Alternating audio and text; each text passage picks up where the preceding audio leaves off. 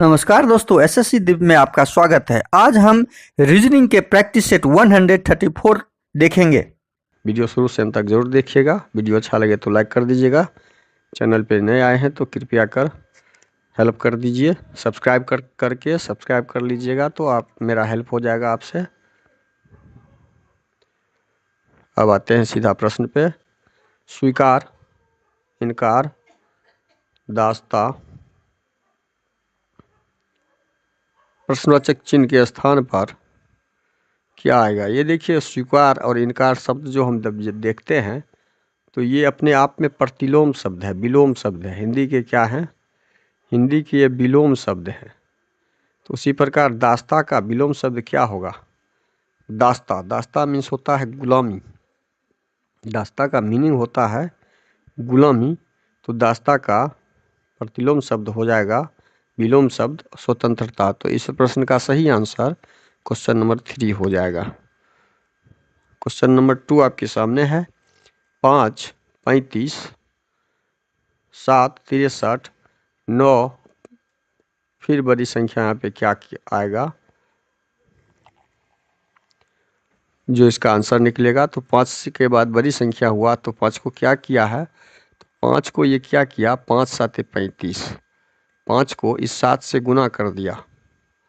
5 को क्या किया? अगली संख्या 7 से गुना कर दिया तो 35 हो गया। ये 5 और 7 को गुना किया। उसी प्रकार से 7 और 9 को गुना कर दिया तो मिडिल की संख्या हो गई। ये 7 और 9 को गुना किया तो 63 हो गया। उसी प्रकार से 9 और 11 का गुना कर देंगे हम तो हमारा प्रश्नवाचक चिन्ह के स्थान पे क्या आएगा? वो आ जाएगा तो 11 नंबर 99। क्या आएगा? 99। ये हमारा आंसर हो जाएगा। इस प्रकार क्वेश्चन नंबर 2 आपका सही आंसर हो गया। हम जिस तरह से इसको सॉल्व कर सकते हैं, सारे तरीके को अपना सकते हैं, अपनाना है। अगला प्रश्न है क्वेश्चन नंबर 3। देखिए, इस एनालॉजी में पैटर्न ढूंढना है। पैटर्न ढूंढते हुए प्रश्नवाचक चिन्ह के स्थान पे क्या आएगा अगला, उसको सॉल्व करना है। अब 6 को क्या किया? 252 हुआ। सोचिए, या 252 को क्या किए जो 6 हुआ? तो 252 से हम कितना में भाग देंगे तो भागफल 6 हो जाएगा। कितना से भाग देंगे? तो हम 6 से ही भाग दे के देखते हैं कितना हो जा रहा है। यदि 252 में 6 से भाग देते हैं बट्टा 6 करके तो कितना हो जाएगा? 6 से लगेगा? नहीं, 6 से ये भाग इसमें लगेगा, क्योंकि 6 से भाग लगने के लिए इकाई स्थान पे कोई ना कोई 6 होना। वो पैटर्न नहीं। अब दूसरा पैटर्न हम ढूंढते हैं। दूसरा पैटर्न क्या हुआ है कि 252 हो गया, 6 का क्यूब किया गया और फिर 6 का स्क्वायर। देखिए तब जाके क्या हो रहा है। ये 216 जोड़ 36, 6 6 12, 3 1 4, 5 2, ये हो गया। देखिए उसी प्रकार 5 का क्यूब और 5 का स्क्वायर जब करेंगे तो 125 और 25 को जब जोड़ेंगे तो 150 हमारा आंसर आ जाएगा। इस प्रश्न का सही आंसर क्या हो जाएगा? 150। अगला प्रश्न है क्वेश्चन नंबर 4। यदि कैट को 24, सैड को 24, सी को क्या लिखा जाएगा? कैट का मतलब होता है सी 3,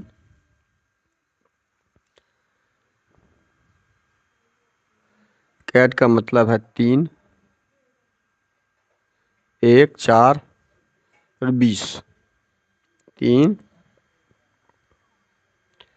1 और 20 यहाँ लिख लीजिए। 3 1 20। जब इसको जोड़ते हैं 24 प्राप्त होता है। SAD का भी वही होगा, SAD 19 जोड़ 1 जोड़ 4 24 हो गया। उसी प्रकार C का निकालते हैं, 19 जोड़ 8 जोड़ 5 कितना हो गया, 8 5 13 9 13 9 22 ए 2 32। हमारा आंसर कितना आ गया, 32, ऑप्शन बी। अगला प्रश्न है क्वेश्चन नंबर 5। लुप्त पद को ज्ञात करना है। यहाँ पे लुप्त पद दिया हुआ है, इसे ज्ञात करना है। अब इसमें क्या क्रोनोलॉजी लगा हुआ है, क्या पैटर्न लगा हुआ है कि 133 प्राप्त कर सके, बड़ी संख्या 35, और उसी प्रकार से प्रश्नवाचक चिन्ह का संख्या भी प्राप्त कर सके। दोस्तों आपसे रिक्वेस्ट है, कृपया तबीयत खराब के कारण बहुत कम साउंड में हम आपको जानकारी दे रहे हैं, इसके लिए खेद है। वीडियो शुरू से अंत तक जरूर देखिएगा, तब तो हमें वर्ग या घन करना होगा बड़ी संख्या लाने के लिए। तो हम यहाँ देखते हैं 5 का घन कर दें और 2 का स्क्वायर कर देते हैं तो 25 25 125, 2 दूनी 4, नहीं 2 का भी घन कर देंगे तो हमारा 2 का भी घन कर देंगे और उसके बाद दोनों को जोड़ देंगे तो हमारा प्राप्त संख्या 133 आ जा रहा है। अब देखिए इस बीच में एक स्टेप हम डाल के दिखा देते हैं आपको। 5 का घन 125 जोड़ 2 का घन 8, 125 में 8 जोड़े तो 133 हो गया। उसी प्रकार इसका भी पैटर्न हम लगा के देखते हैं, वही 2 का घन जोड़ 3 का घन बराबर 35 हो जा रहा है। बीच का एक पैटर्न यहाँ भी हम लगा के देखते हैं। 2 का घन 8 हो गया, 3 का घन 27 हो गया, 27 और 8 को जब जोड़ेंगे तो 35। यही सेम पैटर्न जो है हम इस प्रक्रिया में लगाएंगे। तो जब इस 4 का क्यूब करेंगे और 3 का क्यूब करेंगे और दोनों को जब जोड़ देंगे तो हमारा आंसर क्या आ जाएगा, हमारा आंसर आ जाएगा 4 चौके 16, 16 चौके 64 जोड़ 27। अब जोड़िए 7 4 11, 6 2 8 1 9 91। हमारा आंसर कितना आ गया, उस पैटर्न के अनुसार 91। तो इस प्रश्न का सही आंसर ऑप्शन ए हो जाएगा। अगला प्रश्न है क्वेश्चन नंबर 6 में देखते हैं सही बेनारेख बनाना है। सही बेनारेख बनाने के लिए हम क्या करेंगे, धातु लोहा और क्लोरीन में, लोहा धातु है, क्लोरीन धातु नहीं है, तो हम पहले क्या करेंगे, धातु का बना लेते हैं डायग्राम। धातु के अंदर लोहा हो जाएगा लेकिन क्लोरीन बाहर हो जाएगा Cl। तो इस टाइप का जो भी डायग्राम आपका दिखेगा वो यहाँ पे ऑप्शन डी में दिख रहा है, तो हमारा ऑप्शन डी सही आंसर हो जाएगा। बहुत आसान क्वेश्चन था। 1 जोड़ 4 बराबर 9, 2 जोड़ 8 बराबर 18, 3 जोड़ 6 बराबर 15, तो 7 जोड़ 8 बराबर वाट, ये ज्ञात करना है। तो 1 और 4 में क्या संबंध स्थापित करके 9 लाया है, 4 1 को जोड़ेंगे तो 9 आएगा नहीं, तो कोई पैटर्न लगा हुआ है 9 आने के लिए। तो पैटर्न यहाँ पे क्या लगा हुआ है वो हमें ढूंढना है। वो ढूंढने के लिए क्या करेंगे हम, 1 और 4 को क्या करें कि 9 हो जाए। 1 और 4 को 1 + 4 बराबर 9 लाया, कैसे, तो 1 और 4 को जब हम जोड़ते हैं, इस दोनों को जोड़ते हैं तो 5 होता है। अब इस 5 में ये 4 को जोड़ देते हैं तो हमारा 9 आ जा रहा है। उसी प्रकार हम क्या करेंगे, 2 + 8 बराबर 18 किया है। 2 + 8 को जोड़ेंगे तो 10 हो जाएगा और 10 में इस 8 को जोड़ दिए तो 18 हो गया, हमारा 18 आ गया। उसी प्रकार तीसरा का देखते हैं, 3 + 6 का। 3 + 6 को क्या किया है, 15, 6 और 3 को जोड़ दिया 9, 9 में 6 को जोड़ दिया 9 6 15। अब इस प्रकार 7 और 8 को जोड़ेंगे, 8 7 15, 15 कैसे आया, 8 7 को लाएंगे कितना हो जाएगा, प्रश्नवाचक चिन्ह के हिसाब से यहाँ प्रश्नवाचक चिन्ह होगा। तो प्रश्नवाचक चिन्ह क्या आएगा, इसको ज्ञात करना। देखिए अब पैटर्न यही लगाएंगे, इस दोनों को जोड़ेंगे, 15 में ये 8 जोड़ देंगे 23,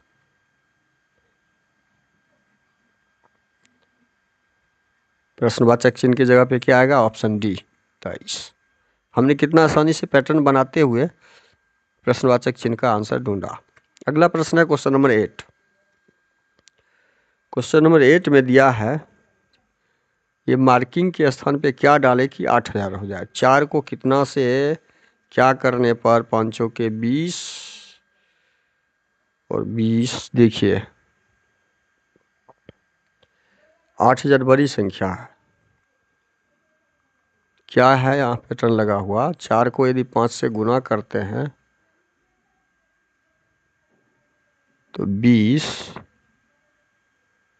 20 को 20 × 4, 20 का क्यूब कर देते हैं, 20 × 20 × 20 तो हमारा 8000 आ जा रहा। ठीक है, ये पैटर्न हमने ढूंढ लिया। अब अगला देखते हैं क्या है, 2 × 3 करेंगे, यही पैटर्न हम इस पे भी लगाएंगे। 6 और 6 का क्यूब करेंगे, 6 का स्क्वायर करेंगे यहाँ पे, चूंकि स्क्वायर यहाँ पे ये क्यूब हो गया, ये स्क्वायर हो गया, तो ये स्क्वायर हो जाएगा 36, ये आ गया। यही तो ढूंढ लिए हमने पैटर्न। अब हम आंसर हमारा इस पैटर्न के हिसाब से निकल जाएगा। 4, इसको हम क्या करेंगे, प्रश्नवाचक वाले को 4 × 3 12 और 12 का क्या क्यूब, 12 का क्यूब करेंगे, 12 × 12 × 12, 12 × 12 × 144, 12 12 144 और 144 × 12 1728। तो हमारा आंसर कितना निकल गया, 1728। इस प्रश्न का सही आंसर क्या हो जाएगा, ऑप्शन बी 2। अगला प्रश्न है क्वेश्चन नंबर 9। नीचे दिए गए विकल्पों में से संबंधित संख्या को चुनिए। प्रश्नवाचक चिन्ह को ज्ञात करना है। f को 216 किया तो l को क्या, f मीन्स 6, 6 एक बहुत आसान है। f 6 नंबर पे होता है तो 6 का क्या किया है, क्यूब कर दिया तो 216 हो गया। तो l होगा आपका 11 नंबर पे, तो 11 का क्यूब कर दीजिए, 121, 121 × 11, 11 गुना 11, 11 121, 121 गुना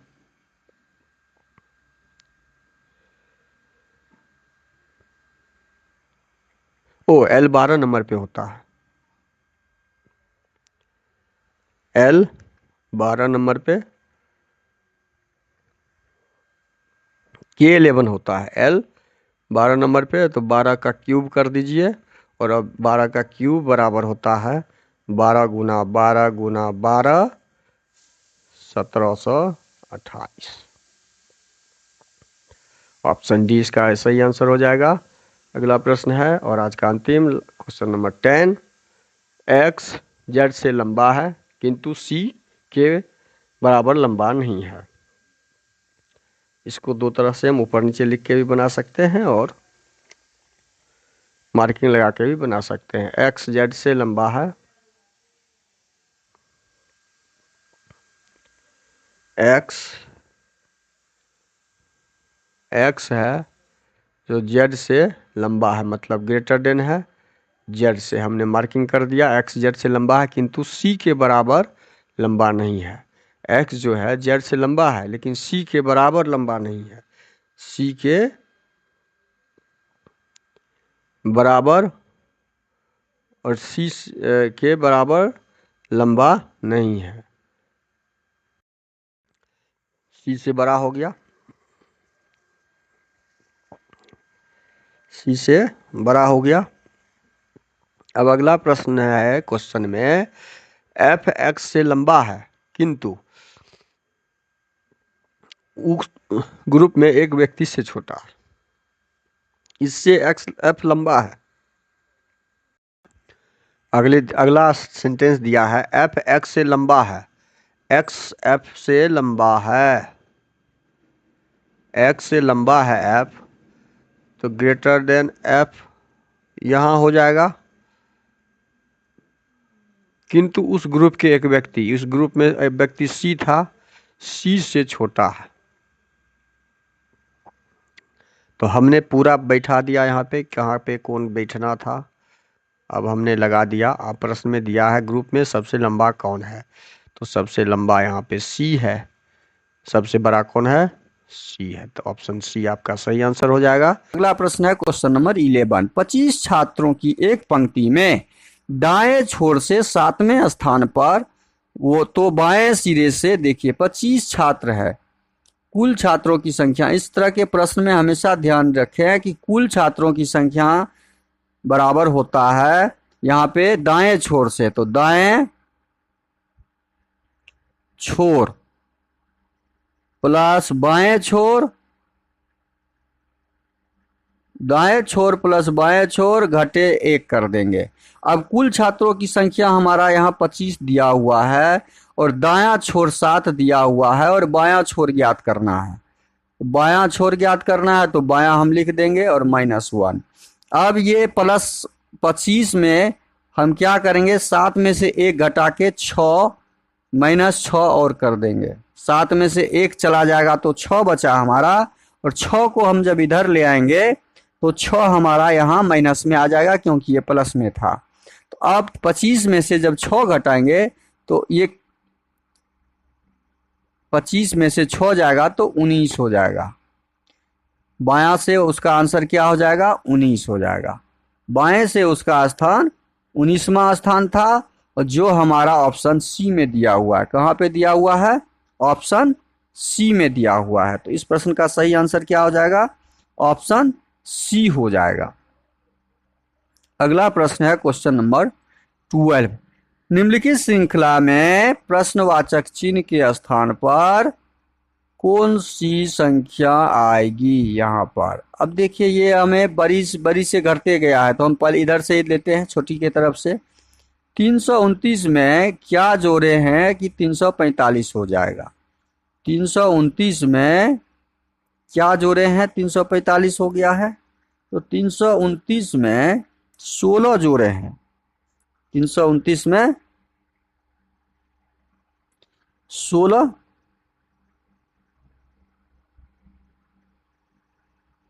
जोड़ते हैं यदि, तो 9 6 15, मतलब घटाए हैं। 345 में या जोड़े हैं, जोड़ का ही ले लें या घटाओ। हम इधर से इधर यदि आएंगे तो जोड़ेंगे, इधर से इधर आएंगे तो घटाएंगे। हम बाएं से दाहिने से बाएं की तरफ ही आ जाते हैं, ठीक। अब देखिए 16 घटाए हैं यहाँ पे।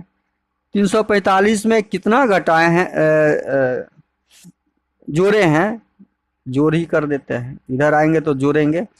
345 में कितना जोड़ेंगे जो 370 हो जाएगा। 16 345 में 370 में 45, 10 में से 5 गया 5, 10 में से 5 गया 5, और 7, 6 में से 4 गया 2, 25। अब हम कितना जोड़े इसमें, जो 25 जोड़ने के बाद हमारा 370 हो जा रहा है। अब 370 में कितना जोड़ेंगे जो 406 हो जाएगा। तो 6 का 6, 10 में से 7 गया 3, 36 प्लस करेंगे तो 406 हो जाएगा।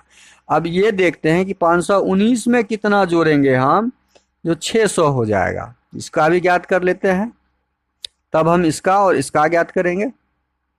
तो 519 में से 600 में से 519 घटा लें तो हमारा वो उतना जोड़ने से आंसर आ जाएगा। मतलब 10 में से 9 गया 1, 9 में से 1 गया 8, 81।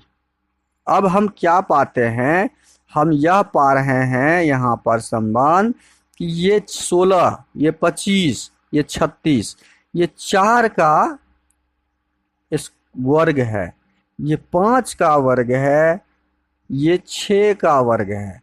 हम ये वर्ग वाला सिस्टम ज्ञात कर लिए, 6 का वर्ग है और ये 9 का वर्ग है। तो बीच में हमारा 2 पैटर्न बचा हुआ है, एक ये घट के जोड़ के आएगा और एक ये जोड़ के आएगा।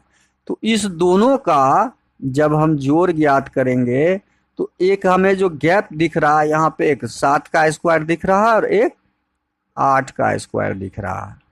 हम यदि पैटर्न ऐसे लगाए तो एक 7 का स्क्वायर दिखेगा, एक 8 का स्क्वायर दिखेगा। तो 7 का स्क्वायर 7 7 49 जोड़ेंगे यहाँ पे। हम क्या जोड़ेंगे यहाँ पे, हमारा आ जाएगा 49 जोड़ने से यहाँ पे 406 में 49 जोड़ देंगे, वही संख्या हमारा आंसर आएगा। तो 9 6 15 और 4 1 5, 455 हमारा आंसर क्या आ जाएगा, 455। 455 हमारा ऑप्शन बी में दिया हुआ है, 455 हमारा। और यहाँ पे 8 8 64 जोड़ने से हमारा 455 में 64 जोड़ते हैं तो 519 होता है। देख लीजिए, 5 4 9, 5 6 4 10 1 11, 6 4 10 6 5 11, 4 1 5 आ रहा है। तो हमने पैटर्न ढूंढा क्या कि जितना का जोड़ हम आगे बढ़ते गए हैं वह किसी न किसी संख्या का वर्ग है। तो 4 का वर्ग शुरू हुआ, 4 से क्रमिक, 4 में 1 जोड़ते गए तो 5, 5 में 1 जोड़े तो 6, 6 में 1 जोड़े तो 7। यही पैटर्न से हम 7 और 8 का भी, 8 में 1 जोड़े तो 8 9, यही पैटर्न हमने इसमें लगा के इसका आंसर ढूंढा है। अगला प्रश्न है क्वेश्चन नंबर 13। निम्नलिखित 4 अक्षरों समूह में से 3 भिन्न है, विषम को चुनना है। अब विषम को चुनना है तो सी, 3 नंबर सी और डी। सी के बाद यहाँ लास्ट में डी दिया हुआ है मतलब +1। यू के बाद यहाँ भी दिया हुआ है +1। ए के बाद यहाँ भी दिया हुआ है +1, लेकिन क्यू के बाद एस यहाँ नहीं है। क्यू के बाद आर होना चाहिए, क्यू के बाद यहाँ पे क्या होना चाहिए, आर, जबकि एस दिया हुआ है। तो हमारा भिन्न क्या निकल गया, ऑप्शन डी निकल गया यहाँ पे भिन्न। अगला प्रश्न है क्वेश्चन नंबर 14। नीचे दिए गए पासे की 2 स्थितियां दी गई है, एन वाली फलक के विपरीत एन के पीछे कौन सा होगा। देखिए, इस तरह के जब भी पासे दिए हुए हो और पासे में संख्या छोड़ के कोई भी संख्या, कुछ भी चिन्ह या ABCD या कोई भी गणितीय संख्या या कोई भी मार्किंग या लाल हरा कुछ दिया हुआ हो तो वो सारे पासे सामान्य पासे कहलाते हैं। ये पासा कौन सा पासा है, ये सामान्य पासा है। ये पासा कौन सा हो गया, सामान्य पासा। और सामान्य पासा जब हम ज्ञात कर लेते हैं तो उसमें कॉमन अंक को प्राप्त करते हैं या कॉमन अक्षर को प्राप्त करते हैं। पासा 1 और पासा 2, पासा 1 का कॉमन और पासा 2 का कॉमन ज्ञात करेंगे। पासा 1 में कॉमन कौन सा है, 1 और 2 में P है कॉमन, हमने P लिख दिया कॉमन। अब हम क्लॉकवाइज चलेंगे, P के क्लॉकवाइज N, P के क्लॉकवाइज N और N के क्लॉकवाइज M, N के क्लॉकवाइज M। इस सेकेंड पासे का P का क्लॉकवाइज R, P का क्लॉकवाइज R, R का क्लॉकवाइज घड़ी की सुई के अनुसार चलेंगे तो O। अब हमें ज्ञात करना था क्या, n का विपरीत। हमें ज्ञात करना था n का विपरीत। प्रश्न में दिया है n का विपरीत, तो n का विपरीत हमारा r होगा। m का बोलता तो m का विपरीत o होगा, r का विपरीत बोलता तो n का विपरीत r। हमारा आंसर r आएगा, जो ऑप्शन सी में दिया हुआ है, ऑप्शन सी सही हो जाएगा। अगला प्रश्न है क्वेश्चन नंबर 15। दिए गए संयोजन का सही दर्पण प्रतिबिंब ज्ञात करना है। अब देखिए, सही प्रतिबिंब ज्ञात करने के लिए ये ओ तो ज्यों का त्यों हो जाएगा, एच भी ज्यों का त्यों हो जाएगा दर्पण में। 2 हमारा उलट के आएगा, 2 हमारा उलट के आएगा। 7 जो ऐसे है ऐसे हो जाएगा। 8 ज्यों का त्यों हो जाएगा। अब जब हम यहां तक कर लिए तो हम पहले शुरू से ही मिलाते हैं। देखिए, OH2 7, 8 तक तो सही है, 8 तक तो सही है, 8 तक हम आ गए थे। P हमारा उलट के हो जाएगा, Q जैसे ऐसे हो जाएगा। उसके बाद Z दिया हुआ है तो Z हमारा ऐसे हो जाएगा। Z हमारा इधर से शुरू होगा, इधर उल्टा हो जाएगा। Z हमारा कहाँ से शुरू होगा, Z हम जब शुरू करेंगे तो इधर से शुरू करेंगे, ऐसे हो जाएगा। ठीक है। अब जब Z हमारा ऐसे हो जाएगा तो E हमारा ऐसे हो जाएगा, W ज्यों का त्यों हो जाएगा, Q हमारा इधर से हो जाएगा। अब देखिए, Q हमारा इधर से जहां पे दिख रहा है, ये W वाला तो संभव नहीं है, C पहले कट गया हमारा ऑप्शन। Q के बाद W और W के बाद E, E के बाद Z, Z के बाद P, P के बाद 8, 8 के बाद 7, 7 के बाद 2, 2 के बाद H, H के बाद 3 नंबर पे यहाँ पे हमारा इधर से E दिया हुआ है। 3 नंबर से हमारा E दिया हुआ है, तो 3 नंबर से E दिया हुआ है तो हमारा ऑप्शन डी दिख रहा है। अच्छा, बी मिला लेते हैं। यहाँ E दिया है आपका 4 नंबर पे, तो ये भी खत्म। और यहाँ E दिया है 2 नंबर पे, ये भी खत्म। जबकि E 3 नंबर पे है, तो हमारा ऑप्शन डी सही हो जाएगा। अगला प्रश्न है क्वेश्चन नंबर 16। उस आकृति का चयन करें जो निम्नलिखित श्रृंखला में प्रश्नवाचक चिन्ह के स्थान पे आएगा। और देखिए, प्रश्नवाचक चिन्ह के स्थान पे आकृति ज्ञात करना है। एक तीर था जो बायां तरफ था, दूसरा तीर आया उलट के बायां दायां हो गया, और एक ऊपर नीचे से ऊपर की तरफ लग गया। फिर ये उलट के बायां और दायां उलट के, और ये फिर उलट के। तो यहाँ पे क्या हो जाएगा, अगला तीर इस दिशा में होगा, ये ऐसे हो जाएगा और ये ऐसे हो जाएगा। ये नीचे की तरफ हो जाएगा और ये ऊपर की तरफ हो जाएगा। और एक तीर एक्स्ट्रा बढ़ते गया है और एक तीर हमारा ऐसे बढ़ जाएगा। तो यह ऑप्शन हमारा ए में नहीं दिख रहा है, क्योंकि ये दोनों तीर ऊपर की दिशा में है, ए संभव नहीं है। ये हमारा तीर आपका ऑप्शन बी जो दिख रहा है, ऑप्शन बी बायां दायां,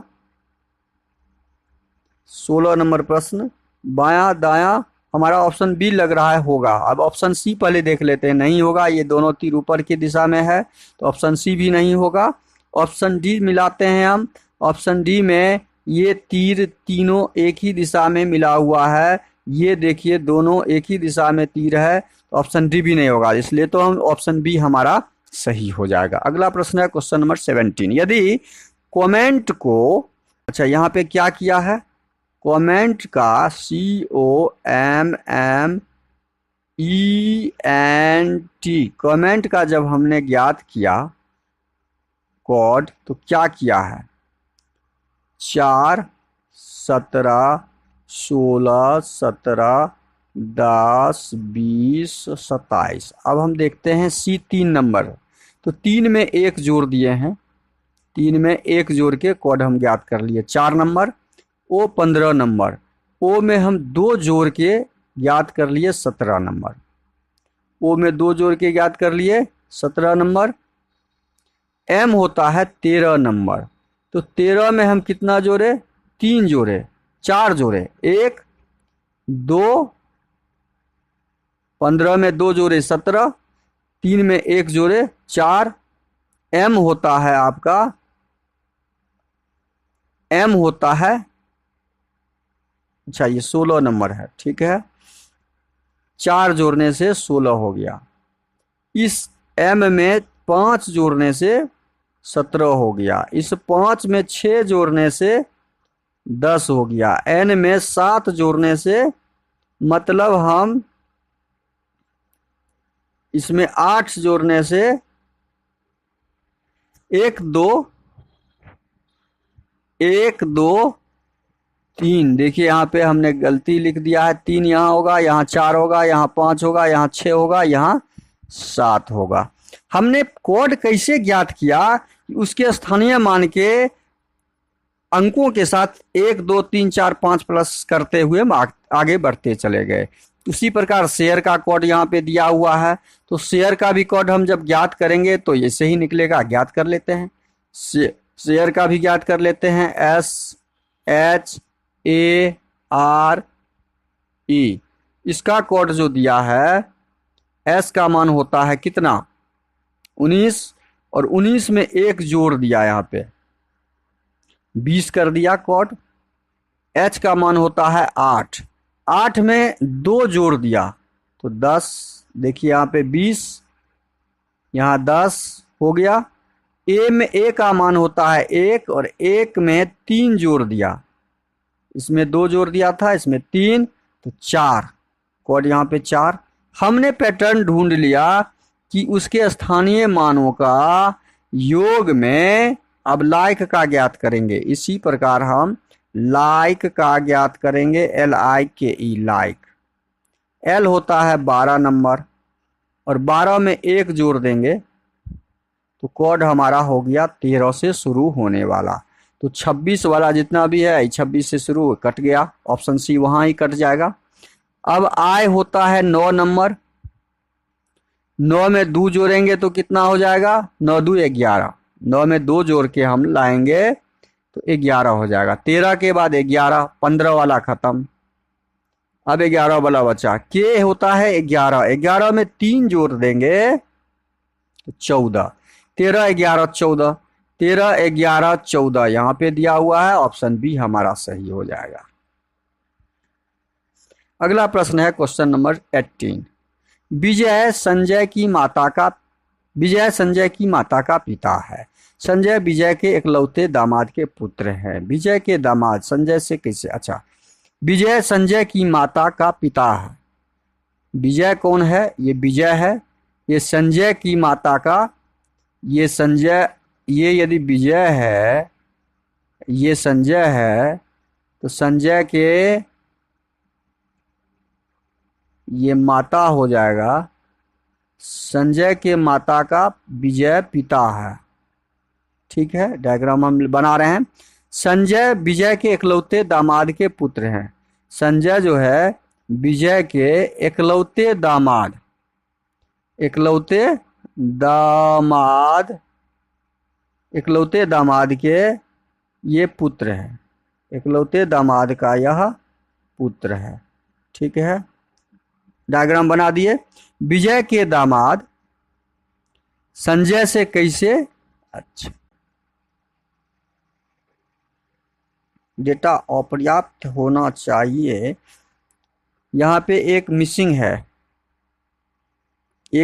है, कि इस दोनों के बीच कोई संबंध दिखाया गया नहीं है, तो डाटा अपर्याप्त है।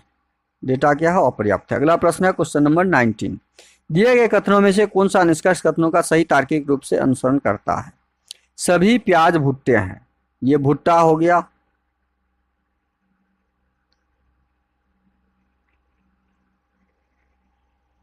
पहले प्याज होगा पहले।